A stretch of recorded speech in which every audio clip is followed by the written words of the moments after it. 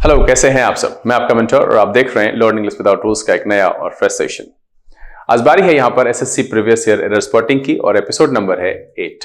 उम्मीद है इससे पहले जो 7 एपिसोड अपलोड किए गए सब आपने देख लिया, बहुत सारी चीजें वहां से सीखने के लिए मिली और अब आप तैयार हैं इस एपिसोड को सॉल्व करने के लिए। तो चलिए फटाफट सेशन की शुरुआत करते हैं। लेकिन उससे पहले जो लोग इस चैनल पर नए हैं और वैसे पुराने लोग जिन्होंने अब तक चैनल को सब्सक्राइब नहीं किया है, प्लीज सब्सक्राइब कर लीजिए। बेल आइकन प्रेस करके नोटिफिकेशन कॉल पर रखना नहीं भूलिएगा ताकि यहां से जो वीडियो अपलोड हो उसकी सूचना आपको मिले और कोई भी सेशन मिस ना हो।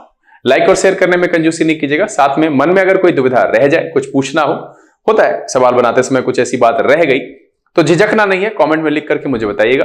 कोशिश करेंगे जल्द से जल्द उसका आंसर लेकर के आपके सामने उपस्थित हो। चलिए सेशन की शुरुआत करते हैं। लर्न इंग्लिश विदाउट रूल्स के सेशन में एक बार फिर से आप सबका तहे दिल से स्वागत है। उम्मीद है आप सब तैयार हैं। तो चलिए फटाफट सेशन की शुरुआत करते हैं। और हम लोगों ने ऑलरेडी 100 के आंकड़े को पार कर लिया है। बहुत जल्द बहुत सारा सवाल बनाकर बहुत कुछ सीखने के लिए मिलेगा और ये सेशन रेगुलर रहेगा, इसलिए बने रहिएगा, टेंशन लेने की जरूरत नहीं है। चलिए अगला सवाल और आपका समय शुरू होता है अब।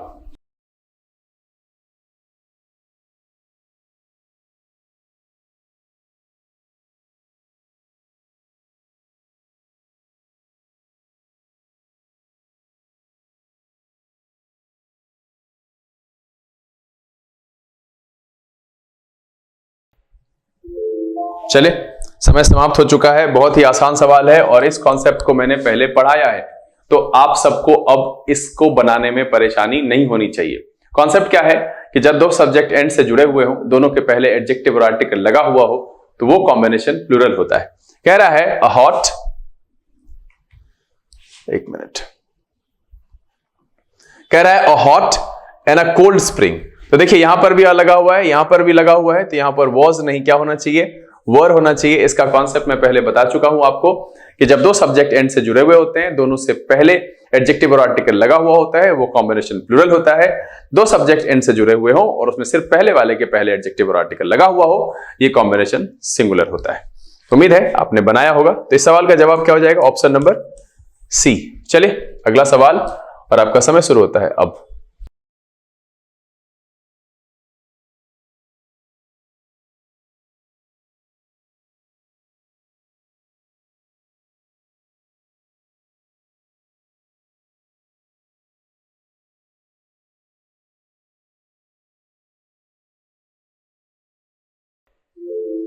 चलिए समय समाप्त हो चुका है।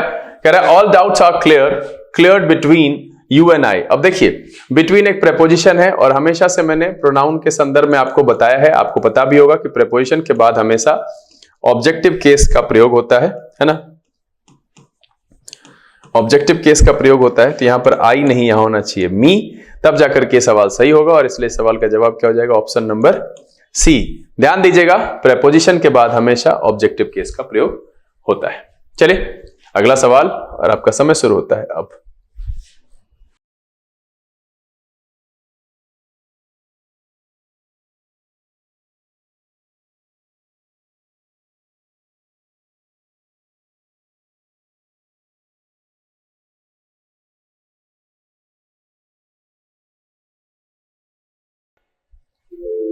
चलिए समय समाप्त हो गया। ये भी बहुत आसान सवाल है। सबसे पहले तो इसमें लगा हुआ है एनपीएन, ध्यान दीजिएगा इसमें लगा हुआ है एनपीएन, तो वर्ब जो है वो सिंगुलर या प्लूरल होगा, वो पहले वाले के हिसाब से होगा।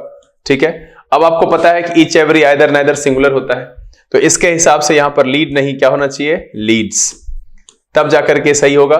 मैंने पहले ही कहा है each every either neither singular होता है, तो आइदर ऑफ लगा हुआ है, प्रेपोजिशन है, तो इसके हिसाब से मेरा यहां पर वर्ब लगेगा, ये होना चाहिए लीड्स। इसलिए सवाल का जवाब क्या हो जाएगा, ऑप्शन नंबर बी। कोई भी गड़बड़ी यहां पर नहीं है, ऐसा नहीं है कि नहीं बनेगा। अगर आप अब तक 7 एपिसोड देख चुके होते, अगर आपसे नहीं बन रहा है तो मैं बता रहा हूं, तो ये सब सवाल आप बना पाते। इसलिए मैं कहता हूं कि मेरे इस सफर पर मेरे साथ बने रहिए। एग्जामिनेशन आते आते उतना तो जरूर सिखा दूंगा कि आपको परेशानी नहीं होगी और आराम से क्वालिफाई करेंगे और जॉब भी होगा। रही बात आजकल वो टीचर वीचर बनने वाले जो है ना, टीचर ट्रेनिंग के लिए, टीचर शिक्षक वाली जो परीक्षा होती है, उसके लिए भी लोग कहते हैं कि सर अलग से पढ़ाइए। अलग से पढ़ाने की जरूरत नहीं, यही इंग्लिश पूछा जाता है सर वहां पर भी। इसी तरह का वोकैबुलरी है, इडियम्स एंड फ्रेजेस है, इस तरह के सवाल पूछे जाते हैं। तो अगर आप ये कॉन्सेप्ट पता है तो ये फिलर्स में पूछा जाए कि ऑप्शन देके पूछा जाए कि अंडरलाइन करके पूछा जाए कि एरर में पूछा जाए, बनेगा। तो साथ बने रहिए, अपना प्यार बनाए रखिए। वीडियो पसंद आता है तो लाइक करने में कंजूसी मत कीजिए। अगर पसंद आता है तो आप लोग भूल जाते हैं तो लाइक कर लिया कीजिए, शेयर कर दीजिए ताकि ज्यादा से ज्यादा लोगों तक पहुंचे। मुझे भी समझ में आए कि चलो बहुत सारे लोगों को फायदा हो रहा है, तो मुझे और भी तब ये एक्साइटिंग हो जाता है मेरे लिए। देखिए जब आप कुछ कर रहे होते हो, सामने वाले का रिस्पॉन्स मिलता है ना, तो करने में बुरा नहीं लगता। लेकिन कभी कभी ऐसी स्थिति हो जाती है, आप लोग ऐसा रिस्पॉन्स दे देते हैं कि एकदम मन दुखी हो जाता है। फिर मैं अपने आप को संभालता हूं, नहीं चलो ठीक है, बच्चे हैं, अब मेरे जैसे तो होंगे नहीं भाई, वो सीरियस ऐसे ही होते हैं, मैं भी तो ऐसा ही था। मैं भी अपने स्टूडेंट लाइफ में ठीक है इतना नहीं था, लेकिन मैं भी ऐसा ही था। मैं भी हमेशा कोशिश करता था कि पढ़ने से बचना पड़े, हर आदमी चाहता है। लेकिन पढ़िए, ये जरूरी है, जीवन का सबसे बेहतरीन काम है और जीवन में कभी धोखा नहीं देगा आपको। दुनिया का हर एक शख्स धोखेबाज हो सकता है, कोई उस दायरे से बचा नहीं है, लेकिन एजुकेशन आपको कभी धोखा नहीं देगा, ये तय है। तो यहां पर सवाल का जवाब क्या है? Option number B. अगला सवाल और आपका समय शुरू होता है अब।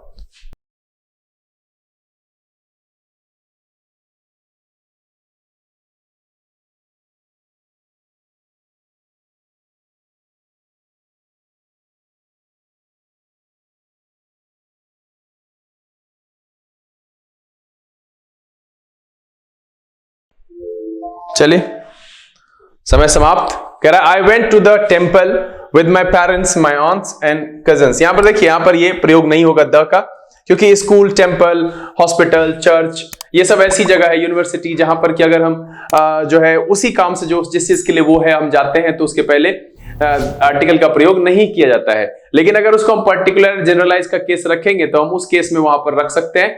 उस केस में आर्टिकल नहीं लगाएंगे, ऐसा कुछ भी नहीं है। कोई विशेषीकृत टेम्पल है तो हम वहां पर लगा सकते हैं, कोई अननोन टेम्पल है वो आपको नहीं पता है तो और टेम्पल करके लिख सकते हैं। लेकिन यहां पर जो है I went to temple with my parents, my aunts and my cousins, तो तब जाकर के सही होगा। और इसलिए सवाल का जवाब क्या हो जाएगा?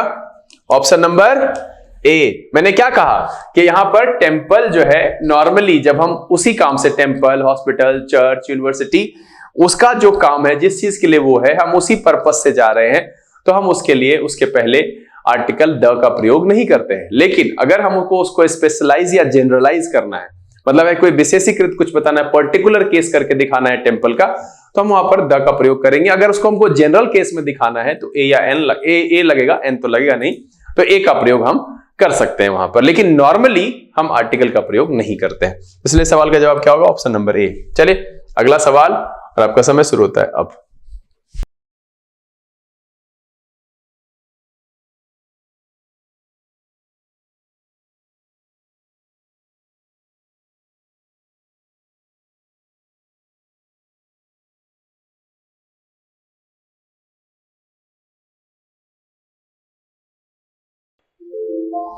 चलिए समय समाप्त हो चुका है। मैंने कई बार आपको क्लास में बताया है कि सिंगल पास्ट जो होता है वो हमेशा V2 के साथ यानी पास्ट इंडेफिनिट में लिखा जाता है। कह रहा है I have pass the examination 2 years ago। ये सिंगल पास्ट है, इसलिए यहां पर हैव का प्रयोग नहीं होगा, सीधा होगा I pass the examination 2 years ago। Single past should be written with V2, है ना, हमेशा जो है उसको V2 के साथ लिखना चाहिए, है ना, बिल्कुल लिखना चाहिए उसको V2 के साथ। Single past is always in क्या होगा? Past simple. ध्यान दीजिएगा, हमेशा पास्ट सिंपल में सिंगल पास्ट कैसे लिखेंगे? V2 से। वह गया, he went, वह कल गया, he went yesterday, वह 1980 में गया, he went in 1980। तो यहां पर यहां हैव लगाने की जरूरत नहीं है, ठीक है। क्या हो जाएगा? I passed the examination 2 years ago। इसलिए सवाल का जवाब क्या हो जाएगा? Option number A. चलिए अगला सवाल और आपका समय शुरू होता है अब।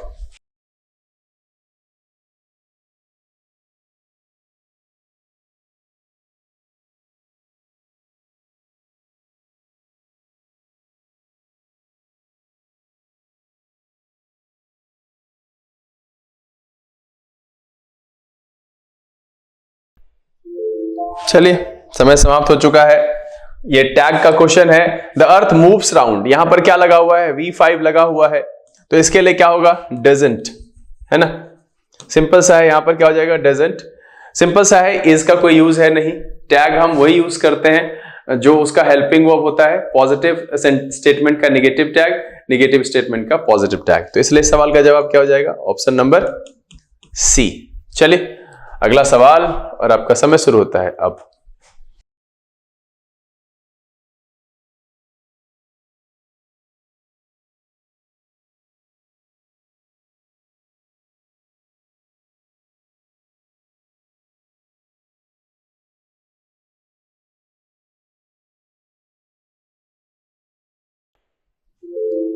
चलिए समय समाप्त हो चुका है।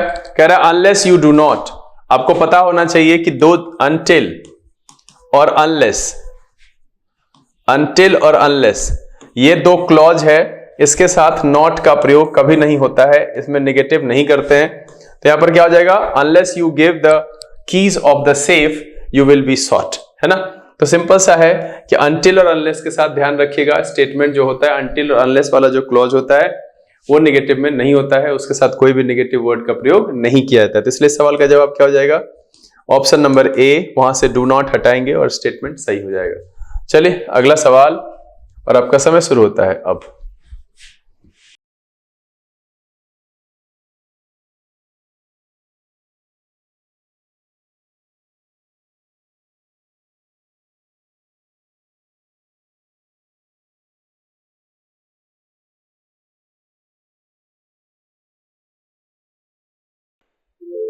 चलिए समय समाप्त हो गया है। बहुत ही आसान सवाल है। कह रहा है of the billions of stars in the galaxy how much are suitable. देखिए हाउ मच नहीं होगा, मच क्वांटिटी के लिए होता है। पूछ रहा है भाई बिलियंस ऑफ स्टार में कितने, तो मेनी होता है नंबर के लिए, है ना, और ये होता है क्वांटिटी के लिए। तो यहां पर मेनी का प्रयोग होना चाहिए, मच का प्रयोग नहीं होना चाहिए। इसलिए सवाल का जवाब क्या है? बी है कि of the billions of stars in the galaxy how many are suitable for the life, है ना, तब जाकर के ये सही हो जाएगा। चलिए अगला सवाल और आपका समय शुरू होता है अब।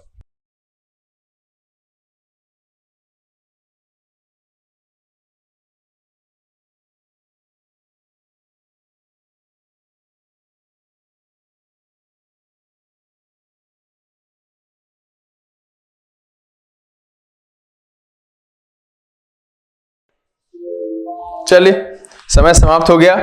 देखिए कह रहा था value of the dollar declines as the rate of inflation raises नहीं होगा।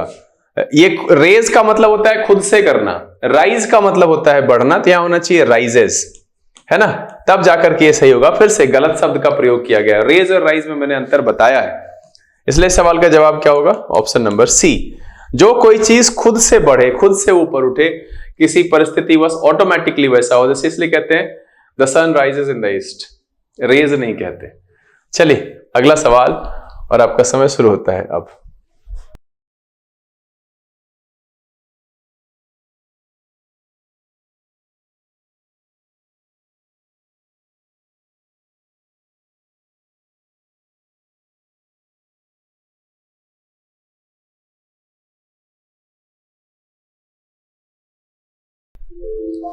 चलिए एनपीएन तो इतनी बार आ गया है कि अब तो इसको आप बना देते होंगे फटाक से, है ना। क्या है? Noun plus preposition plus noun plus इसके साथ जो वर्ब सिंगुलर या प्लूरल होगा वो पहले वाले के हिसाब से होगा। वन है तो वन के लिए यहां पर होगा is. One of my desires is to become a doctor, और इसलिए सवाल का जवाब क्या हो जाएगा? Option number B. यहां पर कोई गड़बड़ी नहीं। चलिए अगला सवाल और आपका समय शुरू होता है अब।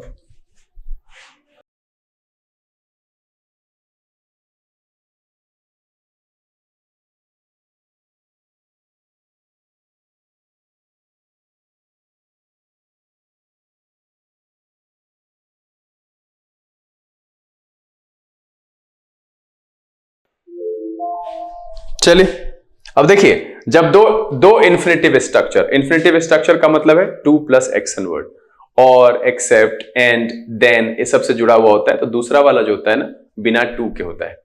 ध्यान रखिएगा मैंने क्या कहा, फिर से सुनिए। इन्फिनेटिव किसको कहते हैं? ध्यान से सुनिएगा। इन्फिनेटिव होता है टू प्लस एक्शन वर्ड। दो इन्फिनेटिव स्ट्रक्चर्स अगर जोड़े गए हो एंड से, ठीक है, और से, एक्सेप्ट से, देन से, तो वैसी परिस्थिति में दूसरा वाला इन्फिनेटिव बेयर होता है, यानी उसमें टू नहीं होता है। टू प्ले एंड डांस, ठीक है, to go and buy. Clear है, ध्यान रखिएगा। यहां पर क्या कह रहा है, banks were developed to keep people's money safe and to make नहीं होगा। देखिए यहां एंड से जोड़ा गया है, तो यहां पर जब टू कीप लिखे हैं तो यहां पर होना चाहिए ये टू हटा के सीधा make. Banks were developed to keep people's money safe and make it available when they need it, और इसलिए सवाल का जवाब हो जाएगा ऑप्शन नंबर बी। मैंने क्या कहा, दो इन्फिनेटिव स्ट्रक्चर्स एंड से, और से, एक्सेप्ट से, बट से, देन से जुड़े हुए हो, तो वैसी परिस्थिति में दूसरा वाला बिना टू के होता है। चलिए अगला सवाल, और आपका समय शुरू होता है अब।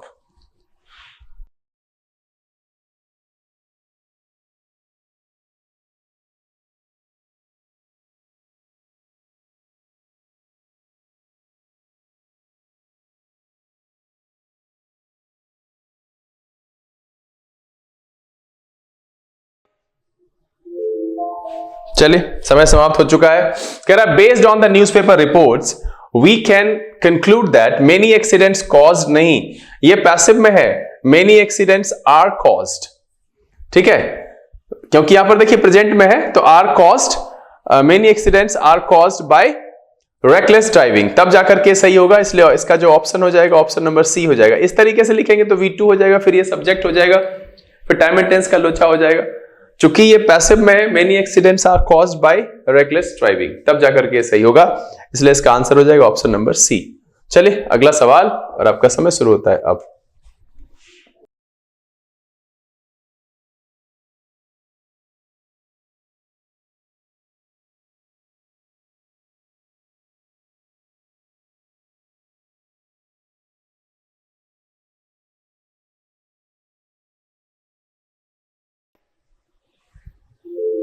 चलिए समय समाप्त हो गया है। कह रहा ही वॉक्ड टिल द एंड। देखिए टिल जो है ना, ये टाइम इंडिकेटिंग होता है, इसके लिए डेस्टिनेशन और जो है वो डायरेक्शन दिखाने वाले को प्रीपोजिशन को इस्तेमाल करना चाहिए। He walked to the end of the street, till का प्रयोग यहां पर गलत है। टिल का प्रयोग बेसिकली टाइम के लिए होता है, इसका डेस्टिनेशन के लिए है, वहां तक के सेंस में दिया हुआ है, तो इसलिए इस सवाल का जवाब है ऑप्शन नंबर बी। क्या करेंगे, टिल को हटा के लगाएंगे टू। चलिए सेकेंड लास्ट क्वेश्चन, और आपका समय शुरू होता है अब।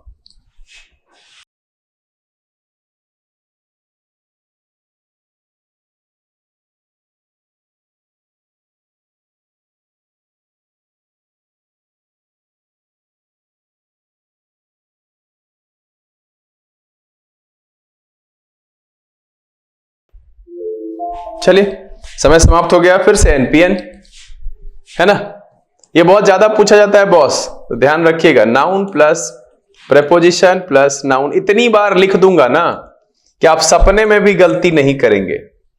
सिंगुलर या प्लूरल होगा पहले वाले के हिसाब से।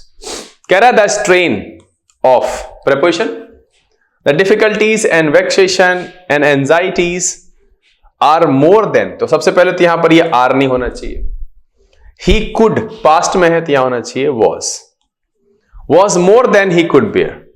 मुझे ये बताइएगा क्या आप इज करके निकल गए, आधा नहीं पढ़ना चाहिए, ये भी ध्यान देना चाहिए कि एक्सप्लेनेशन क्या होगा। तो यहां पर क्या है कि आर की जगह पर इज होता, प्रेजेंट होता, सिंगुलर होता, ठीक है, लेकिन हम आगे देख रहे हैं कि यहां कुड लगा हुआ है, तो भैया इज नहीं वॉज होगा। चलिए आखिरी सवाल, और आपका समय शुरू होता है अब।